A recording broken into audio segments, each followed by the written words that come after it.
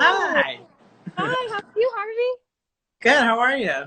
I'm so great. Thank you so much for joining us. You look so bright and sunny in LA. I'm Oh, do just, I? Oh, I just look oily. no, you look great. You have that wonderful window light. I've got this weird Michigan gloomy backlight here. Oh, that's right, Michigan. Yeah, I know. We're safe, but it was snowing 2 days ago, so I have no idea what's Oh, happening with it. So yeah, it's fine. It's fine, probably. it's fine. There's It's fine. yeah, yeah. Well, thank you so much for joining us. I know Yeah. you're super busy right now, killing the game. And by the game, I don't actually mean all of the vampires that you are, in fact, murdering right now during this season. I Yeah. mean, did you know you were going to be an action star when the season No, I started? did not. I did not know season two was gonna. I mean, we kind of left off season one with the cliffhanger, so that was kind of fun. But I did not know that was full throttle Guillermo. Guillermo action figure. Which was fun though. As an actor, that's nice because you forget that in this world, Guillermo's the straight man, and he's like the human who's like keeping things in order, and that's nice to play because usually I don't get to play the straight man all the time, so that was nice. Well, even for being the quote unquote straight man, your physical presence, the comedy that you do physically in this show is, I mean, your eyebrow work is phenomenal. I guess that's what I'm going to say. The work that you give to the camera, the emotion, and I think I do too, 50 eyebrow lifts every morning. That's my workout. you've been practicing. Yeah. You do the like, do you have the comb and everything? You have to get nice, yeah. All of it. Well, it's great though because really you bring a humanity to Guillermo that he has to have because really what we're seeing you do is kind of like Undertaker business, especially in season one. There's a lot of footage of you kind of just hauling out dead bodies and stuff. And so I think that it's so great this turn that you have as Guillermo because we empathize with you. You are helping to murder people straight up, and we empathize with you. We want you to succeed. We Right. vote for you as the audience. And so Yeah. how has that been as an actor to kind of play up an empathetic element to his this character? I mean, it's kind of weird, isn't it, to know that people root for someone to, for lack of a better word, kill, someone for his master. But and then it makes me think like of the good guy doing the bad thing, but still being the good guy. And I guess an example that would be like Dexter. When everyone loved Dexter because he's kind of doing what the judicial system fell through and couldn't do itself, and still taking Right. justice into his own hands. Um, so in a weird, but I mean, Guillermo's not Dexter, but he's definitely doing something out of necessity that he is willing to do that to make his dream come true. And so I think we can all relate to that. We've all been in a situation where like, yeah, I hear you. I've been there. I got to do what you got to do. You got to do what you got to do to make it to the next job. A perfect example is the Breaking Bad scenario, right? The Walter White. We're Yeah. seeing the turn of a kingpin, and so really what we're seeing, I think, for Guillermo, especially as season two progresses, is something that I'm interested in hearing your take on. I see a lot of the struggle of what he used to want 10 years ago when he became a familiar versus maybe what he actually is wanting now. And I think that we were seeing that be presented to him before even the DNA, test result cliffhanger came in. We were kind of getting these blips of, is this actually what he wants, still. So how has that informed your performance as someone who is, like all of us, I look back at myself 10 years ago and I'm like, oh girl, how does that inform how you are playing him in season two? Well, I think at the end of the day, you know, his goal has always been to be a vampire, and so when you set your goal and until you achieve it, you're just focused on that. And but sometimes, life, what you want now, who you are now, is not who you're going to be 10 years from now, and who you are today is not who you were 10 years ago, because people change, and people evolve. Just I keep thinking of that bridesmaid scene where she goes like, "I think people change." No, I don't really think so. So, but we do. Not really. It's like that back and forth of like, but people change. Not really. Yeah, they do. It's like, not really. It's like I Yeah. keep going back and forth just because it's an argument within myself. It's like, well, he wouldn't change his goals and dreams and aspirations, would he? And it's like, well, yeah, because at the end of the day, what you wanted 10 years ago could have lost value in 10 years, or it could have skyrocketed in value to yourself, personally to yourself, and what it contributes to your life.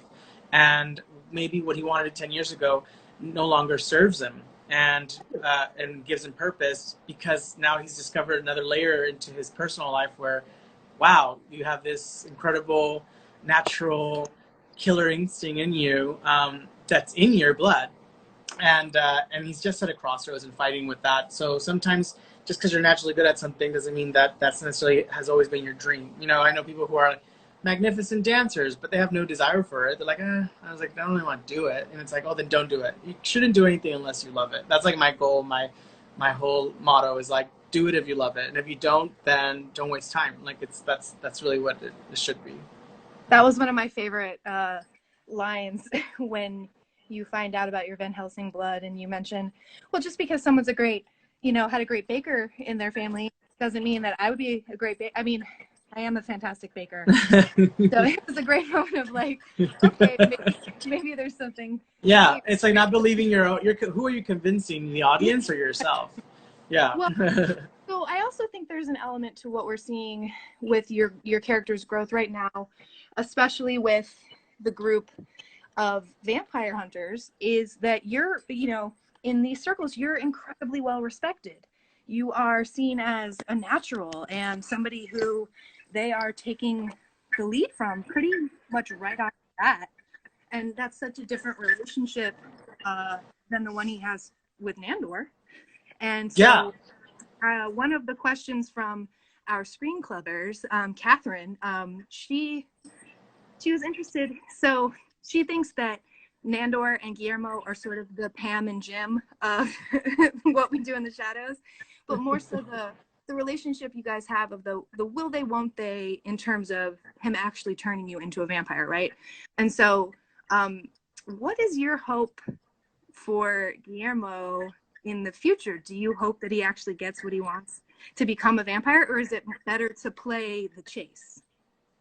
I mean, what I wanted for Guillermo last season, during filming, because they don't tell us the scripts ahead of time, so we don't know where the story's going. So I had this idea of what I thought, because I had made my mind up as Harvey, as the actor, and been like, okay, this would be great for Guillermo, and then that was out the window, So what I wanted for him for season 1 completely changed when I found out a secret that I, as the actor, and obviously the character, didn't know.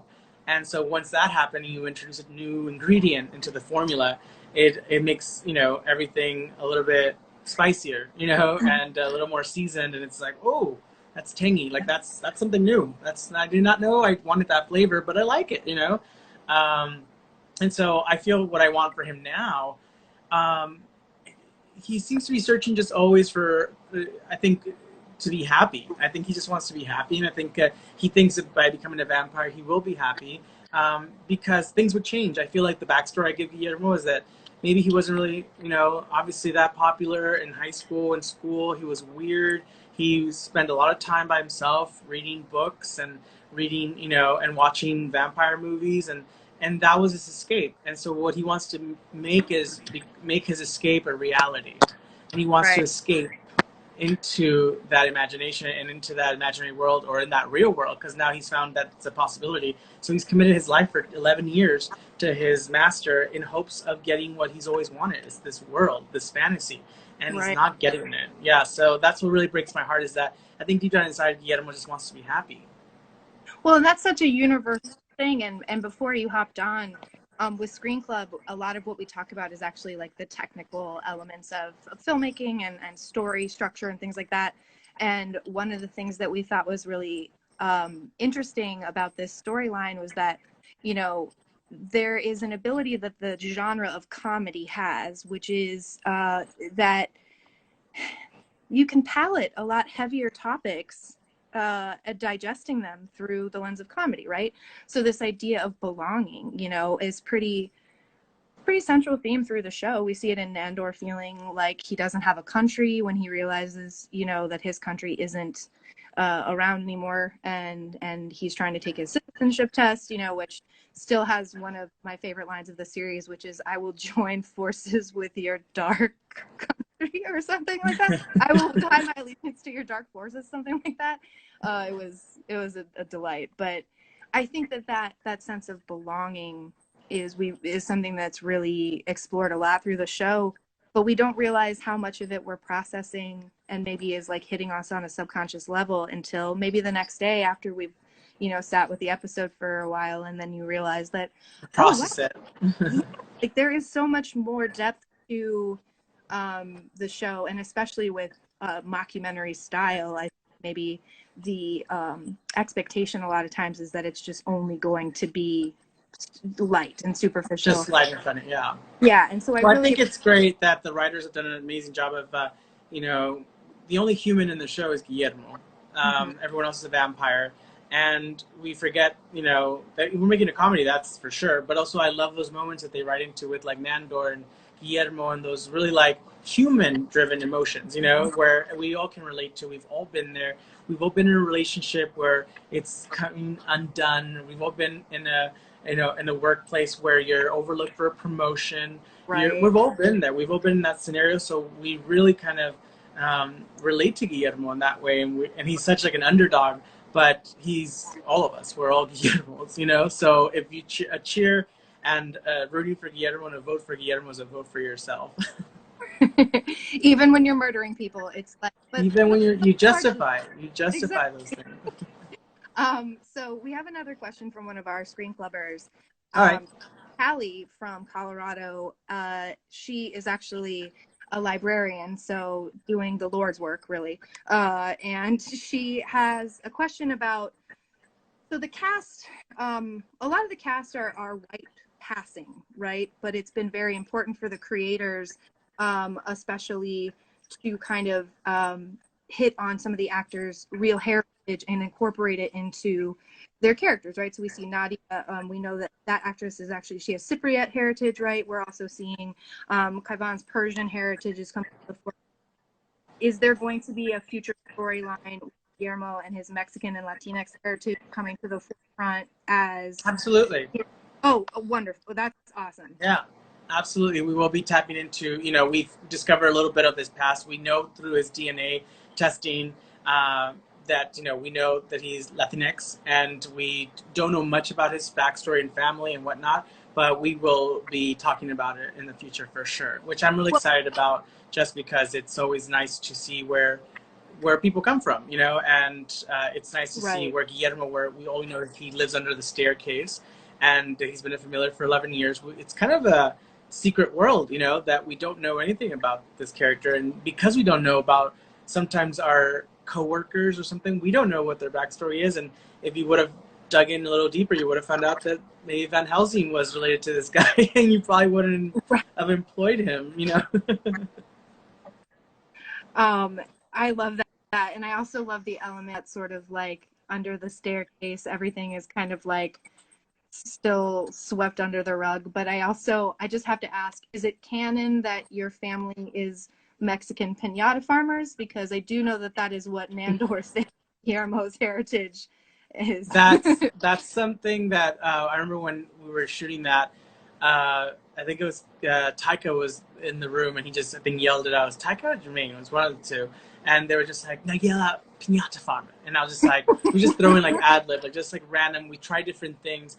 And I think that one just landed the perfect level of like him saying it and me agreeing with it. Like it's like piñata farmers. Yeah, like, you know, like it was just the perfect timing for that.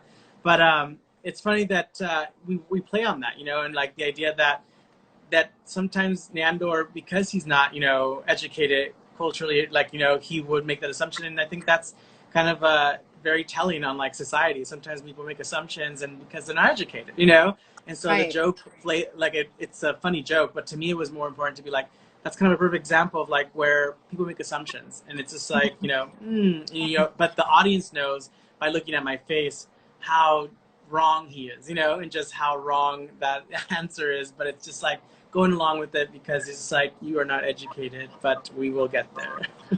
Well, and this is me obviously projecting a little bit, but it feels like you have a little bit of a conservative grandpa relationship with Dandor, right? Like you love him, but he says kind of crazy things at dinner times, and Right. we can't, Yeah. So there's that really that element of like, I think if it was anyone else in the world, you wouldn't be Yeah. putting up with it because he's your master. You're kind of like, okay, 100%. I think yeah, he's literally a product of his time, literally. right, right. And what do you do with someone who's lived hundreds and hundreds and hundreds of years, um, and also very limited, to the outside world and information because they've been living, secret lives. Basically, they've been quarantined their whole life. But they're not trying to be seen. They're not trying to go out in public. They're not trying to be discovered. So yeah, so it's hard to like have all this knowledge and information kind of all at once, and then being with him for 11 years is just like just scratching the surface of so much work that needs to be done. Harvey's joining us again, guys. Hi. Hi. I was I going don't to know. say, no, what happens with these, but I understand and feel the plight for everyone. You do these all the time, every week on IG Live. So you understand. So Yeah. let's talk about that for a second. You've been doing a pre-show, what we do before the shadows. Do you want to tell everybody a little bit about that? Yeah, so what we do before the shadows is something we started doing, just something for the fans, because everyone was getting, a little angsty about waiting for the premiere. And Mm-hmm. so when the premiere came, we're like, let's do a little like pre-show because everyone's so hyped for the new season. And then it became like a one-time episode, and then like we'll do the next one, and then we did and then now it's like blown into this cool thing where we have, amazing guests. This week's guest is going to be, we have different people like Mark Hamill's coming on. We have Natasha, we have Kayvon coming on. Like, there's just so many people who just, it's something to give back to the fans. Like, it's like you ask us questions, we take your questions. If you use the hashtag before the shadows, and we actually show them. We also take the art that fans make and display it in the beginning credits. Every episode has brand new like fan art in the beginning, and we show That's off the fan art. Yeah, and it's just like, so it's really something we started doing for the fans, and I'm really excited about. And it is a lot of work to get a show once a week, get together with questions and the guest setup and the timing and recording and all that. But it's worth it because our fans have been so amazing, and they've supported us since season one. So it was just something we wanted to do back. that's so fun. And I have to imagine too, you get to interact in a way that, I mean, I'm not an actor, but I'd have to guess that half of the fun of your job is understanding the impact that you have on people and those connections, that you can have talking to people. And right now it's like we're all kind of so insulated intentionally, right? This is us practicing love to everybody, is staying safe and healthy and indoors. But like, I can imagine that give and take with fandom might feel a little lacking. So I'm glad that you have an opportunity to kind of connect. But I also, as a fan of the show, am just so to hear you interview Mark Hamill, because I'm sure that you are more upset. But then you're also interviewing Mark Hamill. I mean, what a Yeah. crazy life. Like, how was that working with him? You like freaking out when you found out to kind of come in and do a guest spot? Like, tell me about that. Yeah, like, well, we're really excited. Kayvon's a huge Star Wars fan, so like he was super excited. Everyone was super excited. We're blown away of like how many people love the show, especially other artists. Like last year we had Tilda Swinton and like Danny Trejo, like Wesley Snipes, like Taika, Jermaine were in the Vampire Council episode, and that episode was insane. And then this season, we're up there again with like Mark Hamill, like Haley Joel Osment, and like just the list goes on and on. It's just so fun to shoot with all of them, just because they're there to have fun and not like it's all just fun, and like they're doing a show that they love watching and they love being in. So it's like it's perfect. It's like the perfect world. All right, y'all. I'm gonna have to wrap it up because I can only ask you to join us one more time. So once Harvey joins in, we're gonna wrap it up because I have a feeling that the world is just gonna close down the Instagram. So if you can all hear me, I'm really excited. I don't know if you were able to hear the last bits of what Harvey said. I apologize for the IG Live quality. It is very spotty right now. So I'm going to invite Harvey to join one more time, and then we are going to ask him one last question and then thank him for his time before everything shuts down again. Because so does anybody have any last minute questions? If you do, throw them in the IG. Thank you so much for being so patient. I'm going to let you go so soon. We're going to do one last question. Okay. And no one throws them in the IG comments. I definitely have one left. And I'll wait to see if anybody throws one out, but I don't, yeah, everybody waited too late. Sorry. So from Sarah, who is from here in Grand Rapids. So she was wondering, was Guillermo always written with the intention of such a large season 2 arc, or did that happen because you came in and were such a fan favorite in season 1? Wow. That I like to think that probably that's a good one. I didn't have any, idea of what the character would be because, originally when I auditioned for Guillermo, he was 20 years older. And I thought I was too young for the part. And so then I was like, ooh, I don't even know I'm going to be able to audition for this part. And the way everything happened, so I didn't know what was going to happen with Guillermo. I didn't know what was in store for him. And after season 1, I was like, whoa, that's a nice little, surprise. And I wonder if we'll probably tap on that next season. And then we started off the season with a bang. And it was like, because again, we don't get the scripts ahead of time. So I don't even know where his arc's going until the day of the table read. And then even then you're like, oh, wow, it's like another layer. And like, because you never know, and like also it's like the stories, like we touch on it, we don't talk about it, we touch on it, we don't talk about it, it's just like it's always there. But it's been great. Like it's like maybe it is that maybe like the audience really resonated with Guillermo, and I love that the audience loves him, and I love this storyline. The writers are so great. So yeah, like wherever you want to take his adventure, I'm on board because already it's exceeded my expectations of like, whoa, what I thought this character would possibly be doing. So I'm really excited for the possibilities now. Now I can dream bigger. I love that so much. And just as a fan of TV, thank you for being such an integral part of really bringing out so many people joy right now. Like that is sometimes joy, I think, feels like a really intangible thing, and one of the things that has been really important for me to explore with this project, you're joining us on the last of a whole year's worth of Screen Club events. And the whole goal was to kind of explore this idea of what is it that connects us all, and I think that TV and storytelling has a true power to connect people all over the globe from any kind of background imaginable, because what we're connecting to is a shared experience, that shared thread of humanity and the commonality between all of us. And I think it's been such a fun journey for me as a fan of the original film, but then also of you, Matt Berry, the entire cast, really, the writing, the creators, to have something right now that just is bringing unabashed joy. It's been really meaningful to me, and I know that the rest of our Screen Club and fans around the world can echo that. So just a sincere and genuine thank you for the work that you've been doing, and the joy that you've been bringing to people with this character, because it's been really fantastic. So Oh, well, I thank you for that. That means a lot. That's I mean, you think you are, trying to just put your best work forward, and as an actor, that's all you can do is just give, this character life and at the best of your ability. And when fans resonate with it like that, and you get such great comments, it's really nice. So thank you. I appreciate you guys. Oh yeah, you're so welcome. And I think the final question for anything that I had for you was, tell us about your new Quibi show coming out. Is there a final release date? Yes, so Quibi show that's directed by Catherine Hardwick, who is amazing. It's coming out this summer.